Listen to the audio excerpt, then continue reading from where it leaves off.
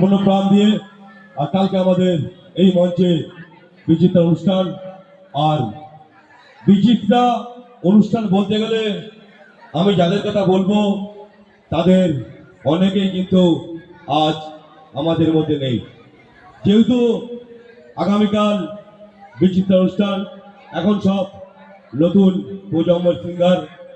কেন, যেহেতু আমি সকালে যাই বিকালে আসি, এই কয়েকদিন খুব পরিশ্রম, খুব কষ্ট হচ্ছে, তবু শুধু আসি, মাঠকে ভালোবাসি। শ্রোতা শ্রোতা আমার জান। যুবক সংঘ থেকে পায়রাগাছি বাহুগাছি সমিতি অডিয়েন্স আমার জান, এটুকু আমি বলবো। খুব ভালোবাসে আমায়। 2024-এ যখন 2022-এ যখন আমি সমুদ্রে ঠান্ডার মধ্যে, একদিকে ঠান্ডা আর একদিকে করুণা, একদিকে ছিল ঠান্ডা আর একদিকে করুণা, মাঠের কোনো কাজ করতে পারেনি। ওই সমিতি